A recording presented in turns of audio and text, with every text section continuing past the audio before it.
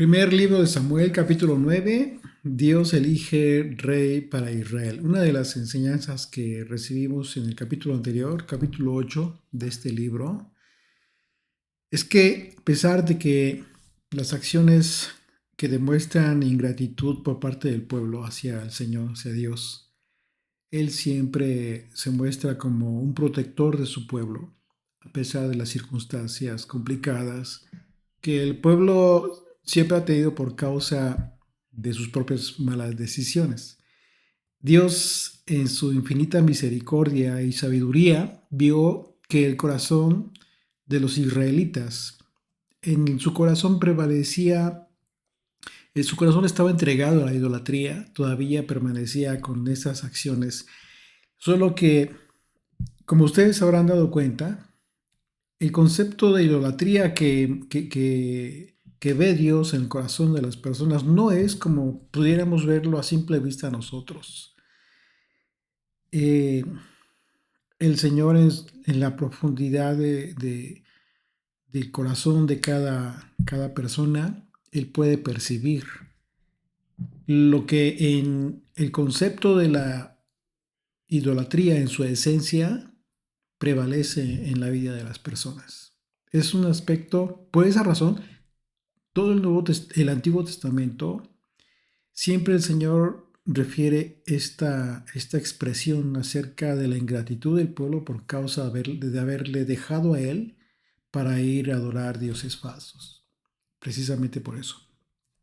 Y tú puedes ver en muchos capítulos que, ok, sí podemos ver que hay muchas escenas en donde el pueblo adoraba imágenes, construía altares a los Baales, a las Astoret, pero en muchas otras circunstancias no vemos como tal escenas de esta naturaleza y sin embargo la expresión de Dios es la misma. Ese es el tema. Hoy en día puede haber mucha ingratitud en el corazón de las personas e incluso las personas pueden no darse cuenta, no ser conscientes de la idolatría que hay en sus corazones. Así es de que el Señor por esa razón le dijo a Samuel que ellos continuaban con su idolatría. Así es de que, y bueno, todo esto generado también por causa de la ingratitud en el pueblo, porque ellos decidieron ser como las otras naciones, incluso transgrediendo la ley del Señor. Así es de que, y esto se dio, por supuesto, a pesar de que Samuel les advirtió, les hizo saber acerca de cómo sería un rey de entre sus hermanos, cómo gobernaría sobre ellos. Pero a pesar de ello, Dios continuaría guiando a su pueblo y fue así como el Señor proveyó un rey para Israel. Primer libro de Samuel, capítulo 9, verso 1. Había un varón de Benjamín, hombre valeroso, el cual se llamaba Cis, hijo de Abiel, hijo de Seror, hijo de Becorat, hijo de Afía, hijo de un benjamita. Y tenía él un hijo que se llamaba Saúl, joven y hermoso. Vamos a poner atención, te voy a poner a pedir que subrayes esta expresión. Vamos a poner mucha atención porque te vas a dar cuenta cómo es que el Señor le dio a su pueblo justo lo que quería. Pero partimos de esta expresión, cuando la escritura habla de Saúl y lo refiere como un joven hermoso, entre los de Israel no había otro más hermoso que él, de hombros arriba, sobrepasaba a cualquiera del pueblo. Así es de que ya te puedes imaginar la imagen de este hombre que sería el rey de Israel. Recordemos que en el capítulo anterior entendimos que en la esencia de la petición de Israel para que Samuel designara rey, demostró al pueblo de Israel que continuaba con actitudes de idolatría, como se lo dijo Dios al propio profeta. Recordemos ahí 1 Samuel 8, verso 8 dice: conforme a todas las obras que han hecho desde el día que los saqué de Egipto hasta hoy, dejándome a mí y sirviendo a dioses ajenos, así hacen también contigo. Esta expresión de Dios la hace en el contexto en el que Israel pide un rey para que les gobierne. Y aquí acabamos de leer las características. Se acentúa, se hace un énfasis muy especial en las características de este hombre. Muy a propósito. Así es de que no te vayas con la idea, sobre todo si eres jovencita, de no pongas tu atención en que era un hombre muy guapo, quizás, muy alto, seguramente sí, pero no ese es el punto. El punto es mucho más importante. Eh, seguramente si no conectas estos dos aspectos, te vas a perder de la gran riqueza de este capítulo. Así de que este es justo lo que el escritor enfoca y va conectado precisamente con el propósito de la petición que Israel le hizo a Saúl. Queremos un rey que nos gobierne como las otras naciones. Así es de que, pues bueno, vamos a poner atención. Tomando estas propias palabras del Señor, lo que vimos en el capítulo 8, acerca de la idolatría de Israel, nosotros comprendimos que lo que Israel buscaba en realidad era una imagen, porque el pueblo en realidad lo que quería era tener la imagen de un rey, descubriendo así que en sus corazones persistía la idolatría. A pesar de que algunos años atrás, recordemos que Samuel les exhortó, lo vimos en el capítulo 7, les exhortó al pueblo para que abandonaran la idolatría, para que derribaran los altares a Baal, a los Astoret.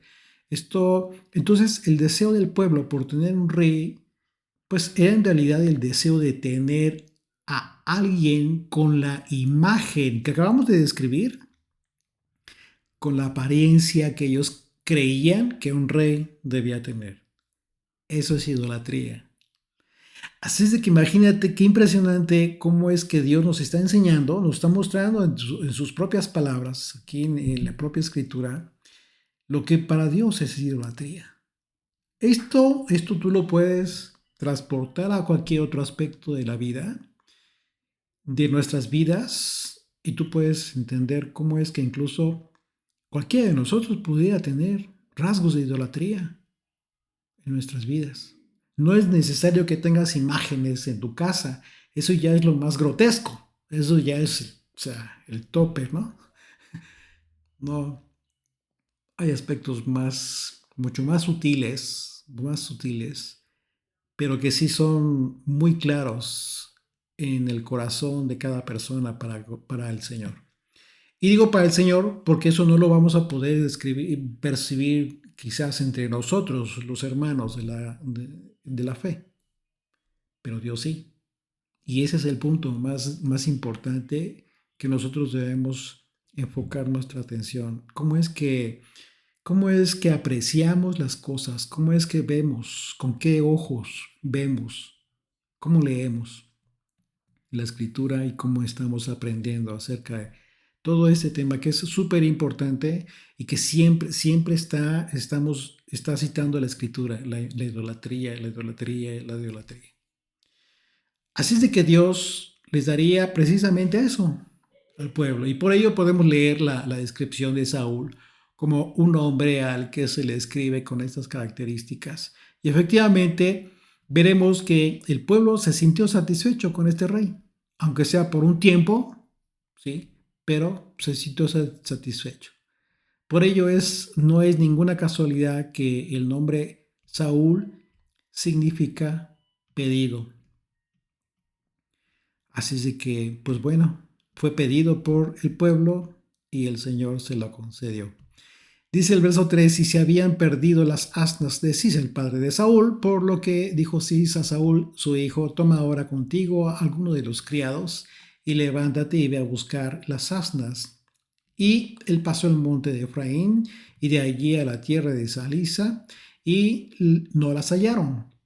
Pasaron luego por la tierra de Saalim y tampoco Después pasaron por la tierra de Benjamín y no las encontraron.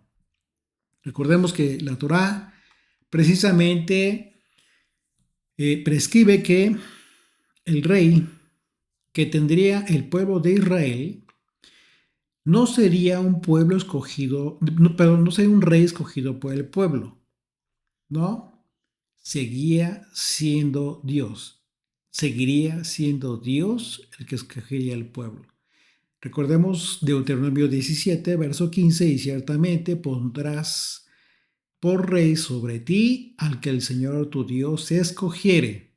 Es muy categórico. Aquí el mandamiento no cambia y el Señor está cumpliendo su propia palabra. Dice, de entre tus hermanos pondrás rey sobre ti y podrás poner sobre ti, dice, no podrás poner sobre ti a hombre extranjero que no sea tu hermano.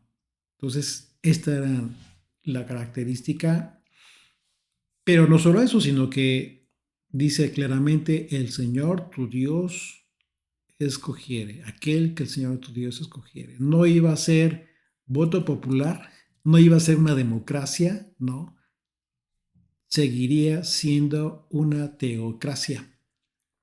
Así es de que el extravío de estas asnas del padre de Saúl, pues no fue una coincidencia, sino que esto fue generado por Dios, a fin de que el plan que tendría por objeto cumplir el mandamiento que acabamos de leer, fuera cumplido cabalmente, ya que en esta búsqueda Saúl conocería al profeta Samuel. Pues sí, aunque parezca increíble, Saúl no conocía al hombre que había estado guiando a Israel por ya muchos años. Recordemos que ya para ese entonces Saúl ya estaba viejo. Así es que imagínense, esta era la condición espiritual de Saúl, el próximo rey flamante de Israel. Y esto era justo lo que estaba buscando el pueblo. Dios se los iba a dar. Dice el verso 5. Cuando vinieron a la tierra de Suf, Saúl dijo a su criado que tenía consigo, ven, volvámonos, porque quizás mi padre, abandonada la preocupación por las asnas, está acongojado por nosotros. Él le respondió, aquí hay en esta ciudad un varón de Dios. Fíjense quién mejor sí sabía, el siervo, que es hombre insigne, todo lo que él dice acontece sin falta. Vamos pues allá, quizás nos dará algún indicio acerca del objeto por el cual emprendimos nuestro camino. Entonces aquí vemos un acto más, por supuesto, que no resulta de ninguna coincidencia, sino que resulta ser el plan del Señor para Saúl, para que él fuera guiado directamente hacia Samuel, hacia el profeta, porque el propósito era que en su momento Samuel ungiera a Saúl como rey de Israel. Dice el verso 7. Respondió Saúl a su criado, vamos ahora, pero ¿qué llevaremos al varón?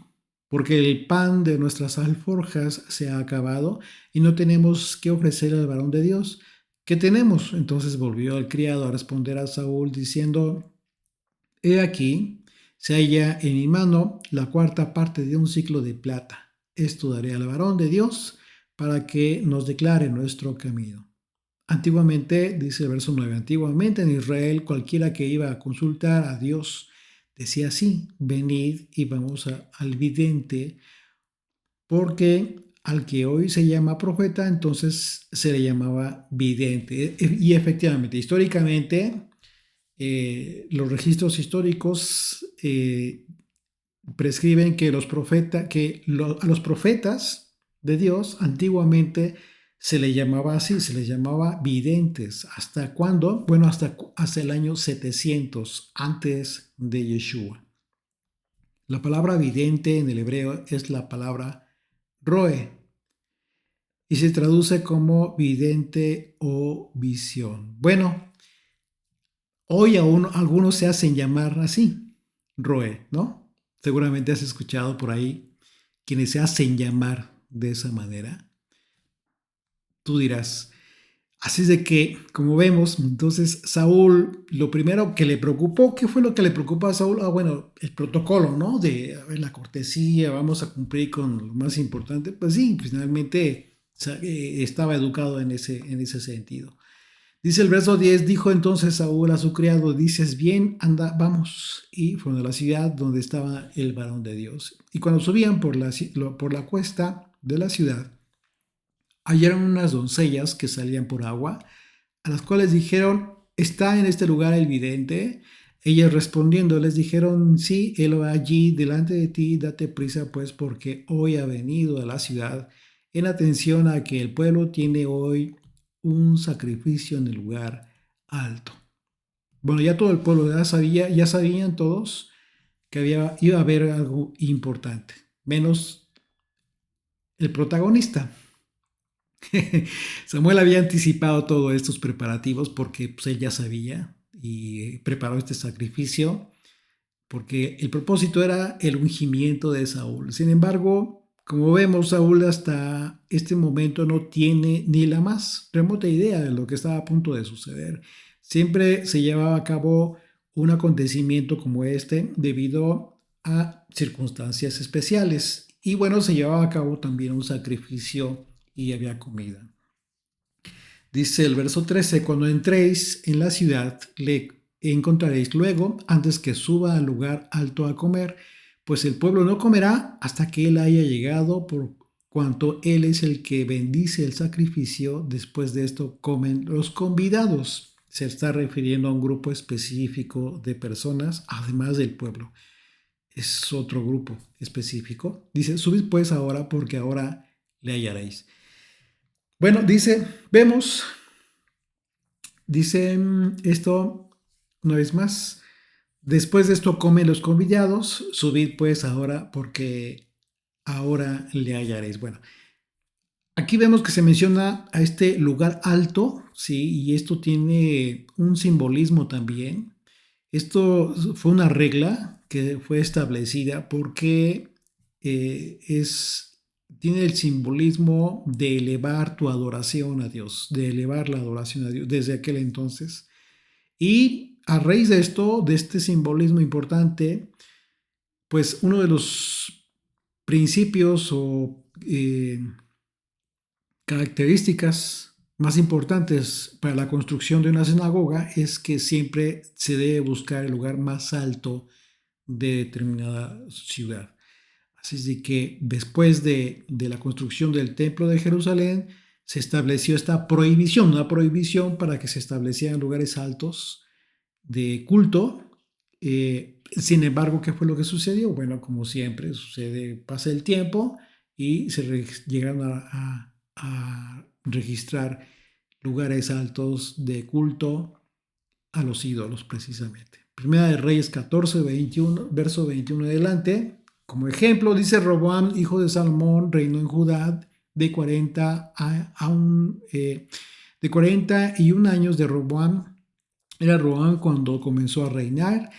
Dice, y 17 años reinó en Jerusalén, ciudad del Señor, eligió de todas las tribus de Israel para poner allí su nombre. El nombre de su madre fue Naamá, amonita, y Judá hizo lo malo ante los ojos del Señor y le enojaron más que todo lo que sus padres habían hecho en sus pecados que cometieron, porque ellos también se edificaron lugares altos, estatuas e imágenes de acera en todo collado alto y debajo de todo árbol frondoso. Así es de que, bueno, esto era una característica y así es de que el principio, la regla, sí, pues tenía el propósito de considerar el lugar de culto a Dios, al Dios de Israel, como el lugar más alto. Por eso el simbolismo acerca de la adoración, de elevar tu adoración, pues es importante. Así es de que la descripción de un lugar alto en esta ocasión aún estaba permitida porque aún no se había construido el templo. Y como vemos, pues por supuesto que todo este acontecimiento no se trataba de una casualidad, sino de algo previamente ya preparado de antemano, debido a que Dios ya le había hablado a Samuel. Dice verso 14, ellos entonces subieron a la ciudad y cuando estuvieron en medio de ella, he aquí, Samuel venía hacia ellos para subir al lugar alto.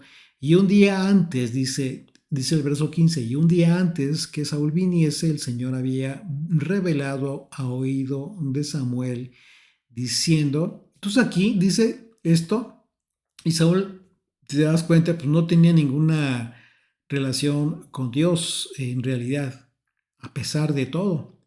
De manera que la forma en que Dios guió a Saúl hasta el profeta fue a través de estas asnas que, por supuesto que no se perdieron, sino que Dios las dirigió hasta donde se encontraba Samuel, a quien Dios le hablaba para instruirlo de todo lo que tenía que hacer.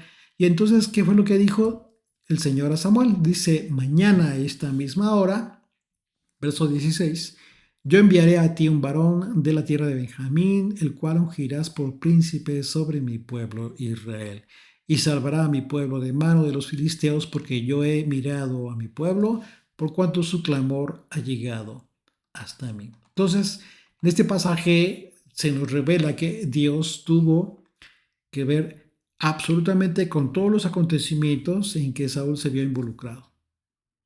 Desde el extravío de las asnas, la orden de su padre, incluso, para buscarlas, la orden de su padre para que Saúl se hiciera acompañar de este siervo que sí sabía del profeta, porque Saúl no tenía ni idea, ¿sí?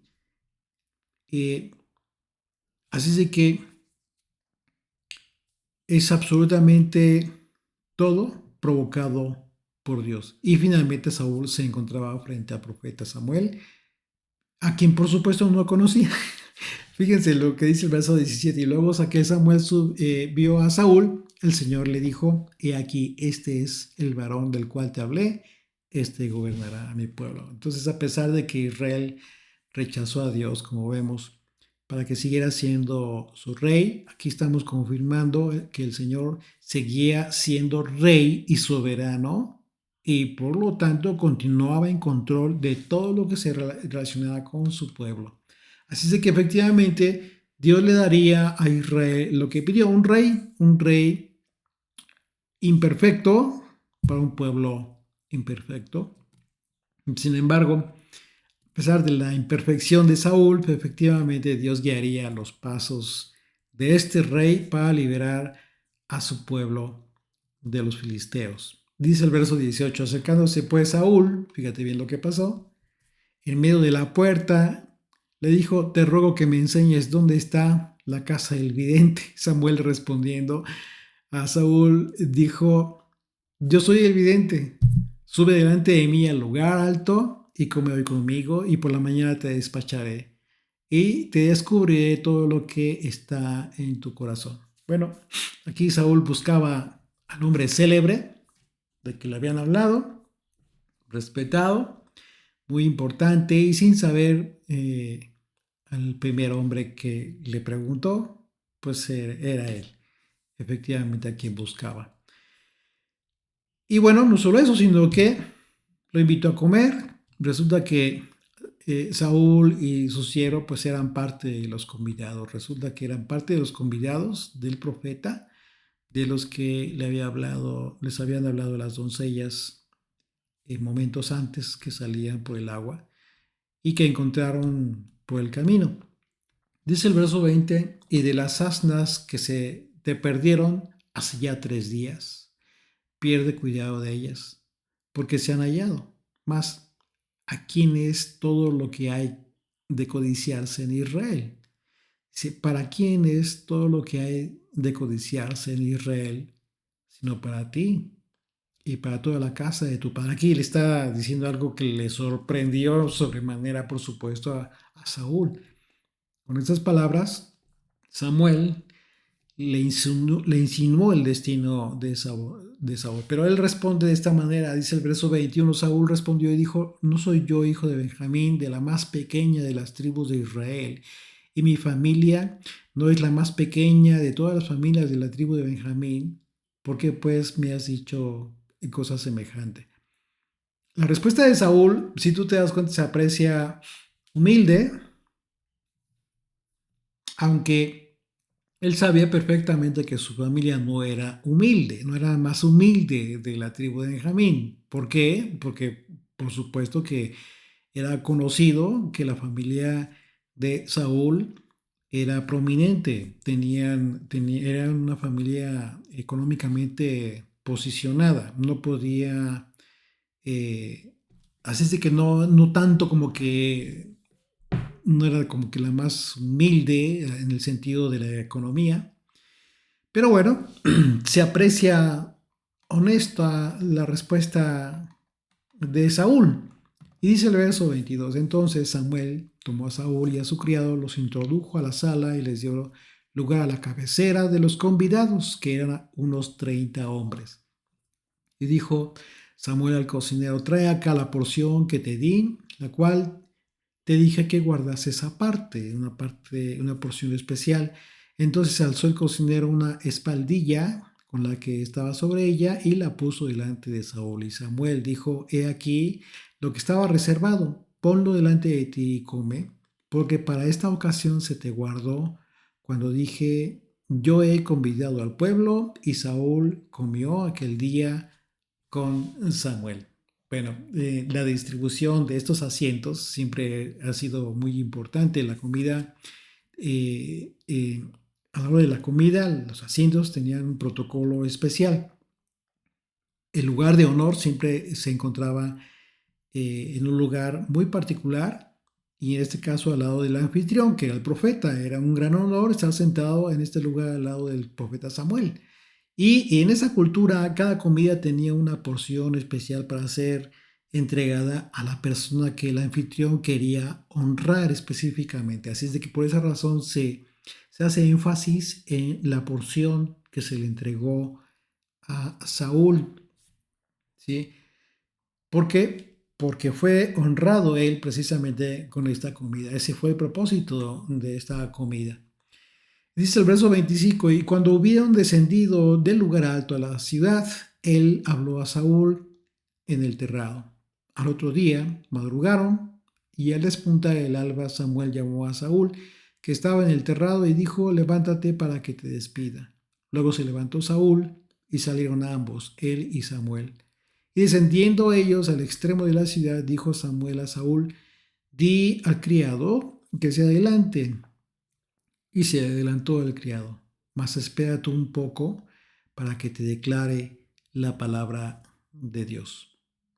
Samuel tuvo que haberle dicho a Saúl la razón de su designación como rey de Israel. Así es de que en este contexto, antes de su reinado, pues fue muy importante porque caería sobre su conciencia la gran responsabilidad de ser designado rey por un pueblo que había decidido que el rey de reyes y señor de señores no gobernara más sobre ellos, sino él en su lugar. Así es de que imagínate el peso de esta gran responsabilidad, tenerlo en la conciencia, que en tu vida y mi vida no suceda jamás que tomemos la decisión equivocada de que el creador de los cielos y la tierra ya no reine más, sino por el contrario, que seamos conscientes de la gran necesidad que tenemos de permanecer a su lado, así como lo dijeron los discípulos a Yeshua. Le respondió Simón Pedro, Señor, ¿a quién iremos? Tú tienes palabras de vida eterna. Amén.